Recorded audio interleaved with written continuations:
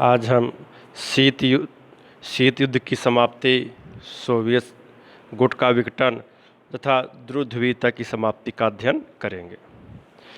जैसा कि हमने पहले चैप्टर में देखा, शीत युद्ध 1945 से 1991 के बीच हुआ।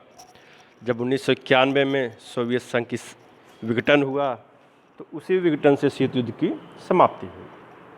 अब प्रश्न ये आता है कि इतना विकसित देश सोवियत संघ, उसका विघटन क्यों हुआ? क्या उसके लिए सिर्फ मिखाइल गोर्बाचोव की नीतियां जिम्मेदार थीं या उसके विघटन के तत्व उसमें पहले से ही मौजूद थे? चलिए इसी का अध्ययन करते हैं। 1945 से 1991 के बीच जो सोवियत संघ अपने चरम पे था, उसका 1991 में एकाएक पतन कैसे हुआ? वे कौन से कारण थे जिनके कारण सोवियत संघ का पतन हुआ और विश्व में शीत युद्ध की समाप्ति हुई, ध्रुव ध्रुवीयता की समाप्ति हुई और एक ध्रुवीयता की तरफ विश्व आगे बढ़ा? 1945 से 1991 ईस्वी तक का काल शीत युद्ध का काल कहा जाता है। इसमें विश्व शक्ति के दो केंद्र थे। पहला अमेरिका, पूंजीवादी गुट का देश, दूसरा सोवियत संघ, साम्यवादी गुटों का देश। 1991 में सोवियत संघ के विघटन के साथ ही शीत युद्ध समाप्त हो गया। सोवियत संघ के विघटन के साथ ही अमेरिका व उसके गुट का वर्चस्व स्थापित हो गया। पूरे विश्व में एक ध्रुवीयता स्थापित हो गई, जिसका नेतृत्वकर्ता अमेरिका बना रहा। सोवियत साम्यवादी व्यवस्था। शीत युद्ध के समय विश्व के 14 देशों में साम्यवादी व्यवस्था थी। इनमें 8 देश पूर्वी यूरोप के थे। 1991 में सोवियत संघ विघटन आकस्मिक घटना नहीं थी, अपितु इसको समझने के लिए सोवियत संघ की पूर्व की व्यवस्थाओं पर दृष्टिपात करना आवश्यक है। कि सोवियत संघ का विघटन 1991 में एकाएक मिखाइल गोर्बाचोव की नीतियों से नहीं हुआ। उसके कारण, उसके लक्षण पहले से ही उसमें मौजूद थे। क्या कारण थे? पहला है नियोजित आर्थिक व तकनीक विकास। सोवियत संघ की साम्यवादी व्यवस्था का सूत्रपात लेनिन द्वारा 1917 में साम्यवादी क्रांति से हुआ। यह क्रांति कार्ल मार्क्स की समाजवादी व्यवस्था से प्रेरित थी, जो पश्चिम की पूंजीवादी अवधारणा का विरोधी थी। सोवियत संघ की अर्थव्यवस्था राज्य नियंत्रित थी। इस व्यवस्था के अंतर्गत सोवियत संघ ने आर्थिक वैज्ञानिक प्रगति अर्जित की। सोवियत व्यवस्था में सभी नागरिकों के जीवन के लिए न्यूनतम साधन सुनिश्चित किए गए। सभी आवश्यक नागरिक संसाधन रियायती दरों पर उपलब्ध कराए गए थे। सोवियत राज्य एक कल्याणकारी राज्य था, जहां बेरोजगारी की समस्या नहीं थी। सभी भूमि व संपत्ति पर राज्य का अधिकार था।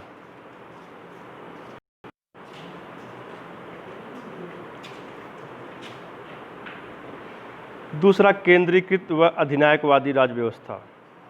तमाम उपलब्धियों के बावजूद सोवियत संघ की राजनीतिक व्यवस्था एक अत्यंत केंद्रीकृत व्यवस्था थी। साम्यवादी पार्टी के अलावा किसी अन्य दल को वहां पर अनुमति नहीं थी। वहां पर एक ही पार्टी स्थापित थी, साम्यवादी, जिसके कारण वहां पर लोकतंत्र की स्थापना नहीं थी। बस वही चुनाव लड़ते थे, वही जीतते थे।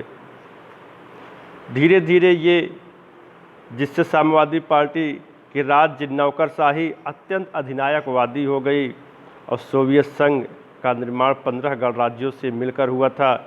ये साम्यवादी दल इन गणराज्यों के प्रति भी उत्तरदायी नहीं रहे। फलतः सभी गणराज्य अवहेलना व घुटन को अनुभव कर रहे थे। सोवियत गुट का विकास। बर्लिन तक यूरोप पर प्रभाव। जैसा कि हम जानते हैं कि द्वितीय विश्व युद्ध की समाप्ति तक पूर्वी यूरोप और बर्लिन तक सोवियत संघ का प्रभाव था। पूर्वी यूरोप के 8 देश सोवियत संघ के गुट में, साम्यवादी गुट में शामिल थे। वो 8 देश कौन कौन से हैं? Poland, Romania, Bulgaria, Hungary, Yugoslavia, Czechoslovakia, Albania और पूर्वी जर्मनी। ये महत्वपूर्ण 8 देश थे जिन पर सोवियत संघ का प्रभाव था, जो सोवियत संघ के साम्यवादी गुट में शामिल थे। 1949 में पूंजीवादी गुट जिसका नेतृत्वकर्ता अमेरिका था, उसने नाटो की संधि की। तो उसके परिप्रेक्ष्य में 1955 में साम्यवादी गुट ने वारसा, जो पोलैंड की राजधानी है, उसने वारसा की संधि की। बहुत महत्वपूर्ण है ये। वारसा की संधि कब होती है? 1955 में होती है। कहाँ होती है? वारसा क्या है? ये पोलैंड की राजधानी है, जहाँ पर सभी साम्यवादी गुटों को एकत्रित किया गया और सैन्य संगठन बनाया गया। और ये उसमें लिखा गया कि किसी एक देश पर आक्रमण सोवियत संघ पर आक्रमण माना जाएगा। इसका निर्माण नाटो के परिप्रेक्ष्य में किया गया। 1949 में पारस्परिक आर्थिक सहयोग परिषद की स्थापना की गई और 1947 में कामिनफार्म कम्युनिस्ट इन्फॉर्मेशन ब्यूरो की स्थापना की गई। इस तरह से सोवियत संघ ने अपने साम्यवादी प्रभाव को बढ़ाया। अब ये तो कारण हो गए जो उस समय के थे। सोवियत संघ का साम्यवादी नेतृत्व। अब देखते हैं कि सोवियत संघ में कौन कौन से प्रभावशाली नेतृत्व थे, उनका क्या प्रभाव पड़ा। तो व्लादिमीर लेनिन, इन्होंने बोल्शेविक कम्युनिस्ट पार्टी की स्थापना की और 1917 में रूसी क्रांति जिसको बोलते हैं, उसके ये नेतृत्व करता थे। आधुनिक सोवियत संघ के ये संस्थापक थे। दूसरा महत्वपूर्ण नाम आता है जोसेफ स्टालिन। सोवियत संघ का आधुनिक राष्ट्र के निर्माता के रूप में महत्वपूर्ण थे। द्वितीय विश्व युद्ध जोसेफ स्टालिन के नेतृत्व में ही लड़ा गया, जिसमें सोवियत संघ ने विजय प्राप्त की। तीसरा महत्वपूर्ण नाम आता है मिखाइल गोर्बाचोव, जिसके शासनकाल में कहा जाता है कि सोवियत संघ का विघटन हो गया। मिखाइल गोर्बाचोव ने दो नीतियाँ अपनाई, पेरेस्ट्राइका जिसको पुनर्निर्माण कहते हैं, और ग्लासनास्ट खुलापन उदारीकरण की नीति, जिसके कारण सोवियत संघ का विघटन हुआ।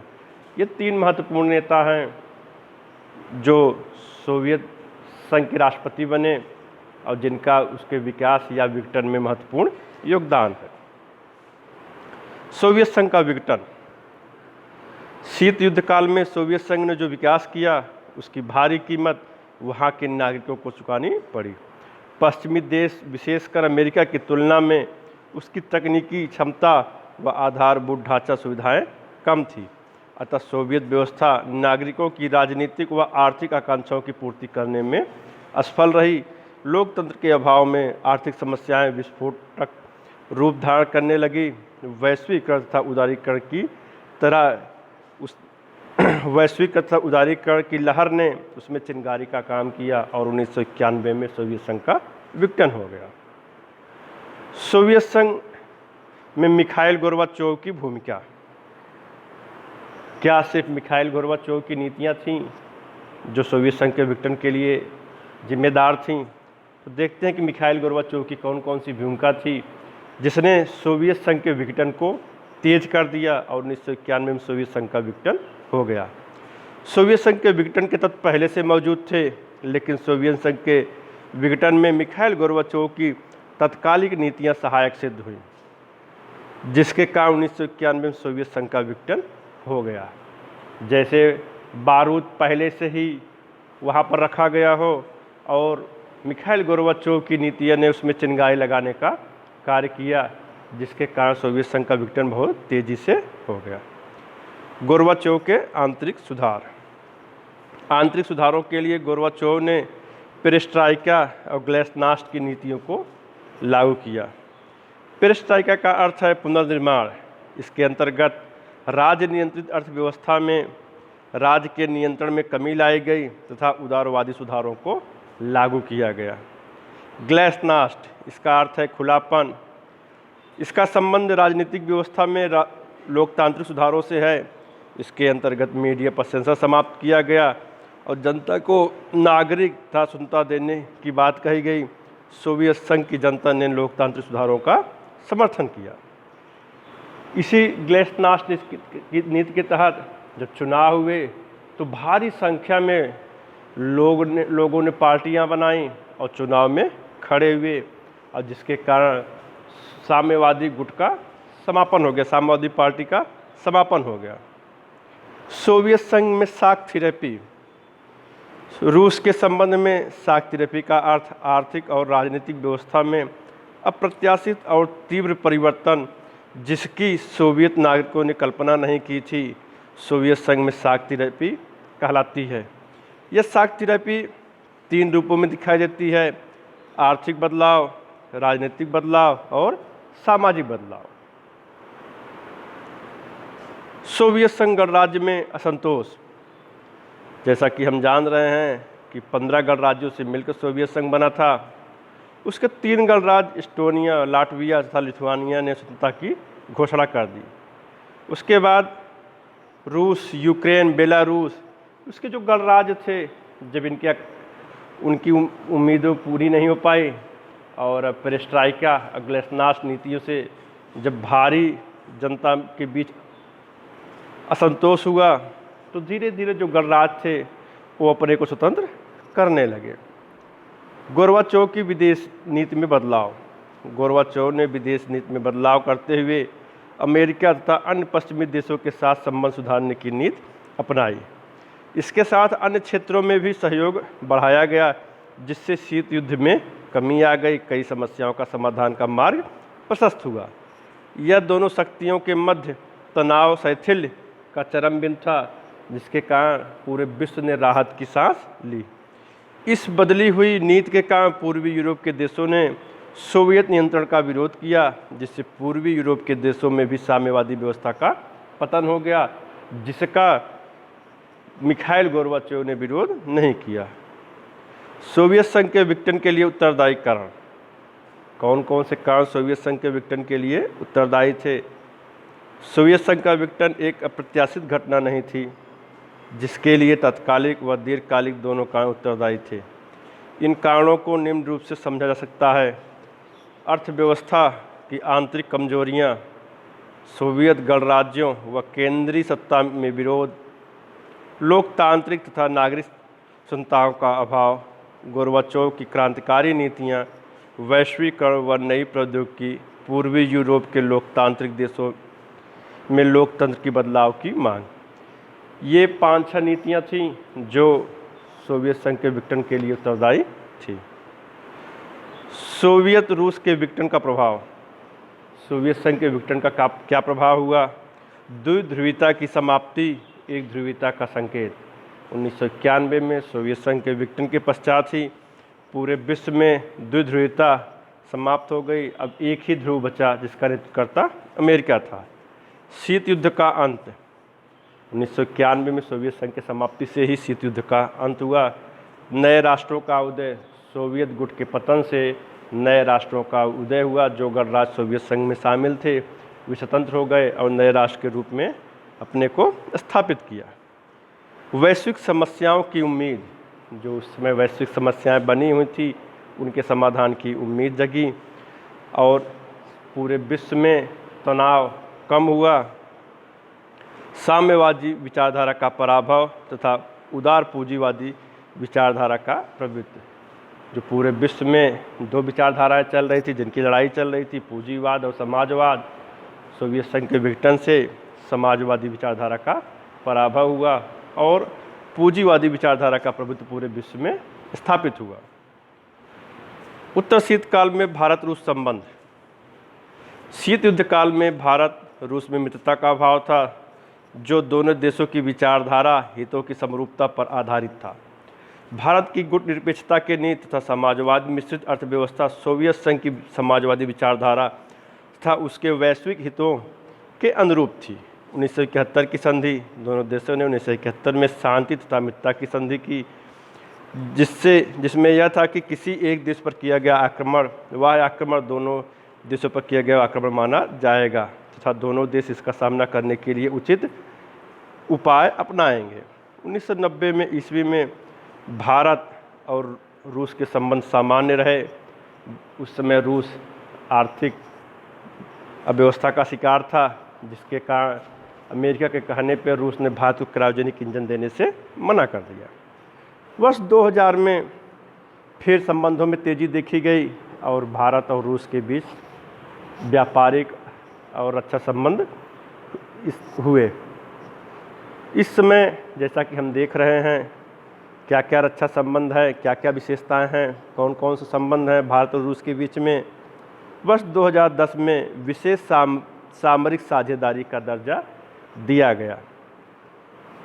कई सामरिक रक्षा सौदे हुए, जिसमें विक्रमादित्य विमानवाहक युद्धपोत, सुखोई 30 लड़ाकू विमान, T-90 टैंक और भारत और रूस का संयुक्त उपक्रम ब्रह्मोस मिसाइल। वर्ष 2008 में चंद्रयान कार्यक्रम में भी रूस ने भारत का सहयोग किया। कुडनकुलम तमिलनाडु में जो परमाणु बिजली घर है, उसके निर्माण में भी रूस अपना संयंत्र दे रहा है। रूस भारत के लिए तेल व गैसों का भरोसेमंद स्रोत है। रूस में तेल व गैस का विपुल भंडार है, जिसके कारण भारत जो है अब इसके लिए रूस पर निर्भर रह सकता है। रूस ने सुरक्षा परिषद में भारत की स्थायी सदस्यता देने का समर्थन किया। इस तरह दूसरा अध्याय समाप्त होता है, जिसमें सोवियत संघ का विघटन, उसका अंत के कारण और भारत रूस संबंधों पर चर्चा की गई।